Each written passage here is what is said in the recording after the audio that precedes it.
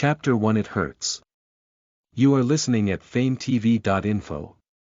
Chapter 1 It Hurts. The sun was painting a pretty sunset in the Southern California area tonight. All pinks, oranges, reds blending together as the sun tried to disappear behind some hills. I don't like sunsets. Not one bit. It always meant that it's time for me to go back to the house. A house that wasn't a home. Never was and probably never will be. I parked my bike beside the one-story building and snuck in through the back door, trying to make as little noise as possible. Less noise usually meant less trouble. Jake! Get in here this instant! A high-pitched voice hollered from the living room. She didn't sound like she was in a good mood. She hardly ever was. I sighed and made my way to the room where my mother waited. She sat on the ratty, old, blue couch we've had since I could remember when. A glass bottle half empty was in her right hand. A baseball bat in her left. My baseball bat. Oh no, this can't be good. Well. Aren't you going to greet your mother? Should be common courtesy to greet the one who brought you into this world.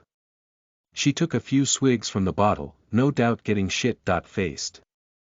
Like always. Hi, Mom. I tried to keep my distance from her and making sure I had an escape plan.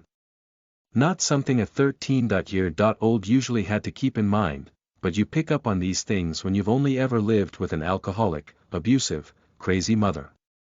We got a call today. Her voice made me tense, preparing for whatever bad news she was about to deliver.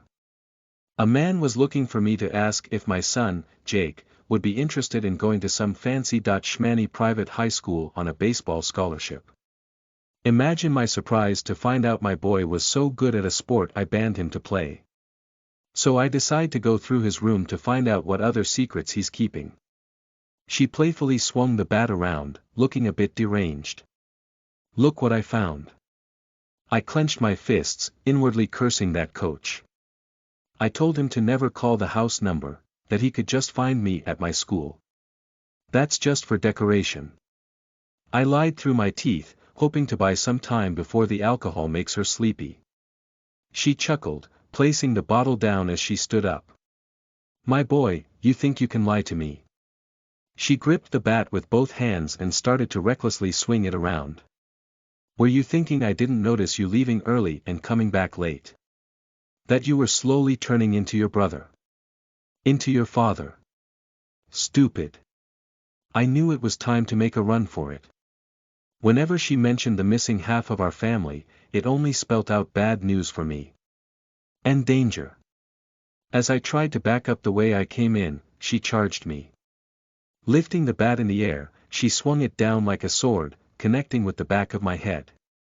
I tumbled down in pain and she continued her beating.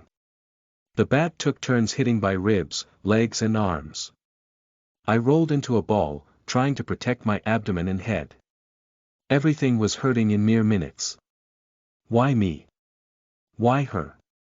Did my dad and older brother know that they left me in the hands of a crazy person? Do they even care? I blacked out. Listen to the full novel at famvetv.info, direct link in the description.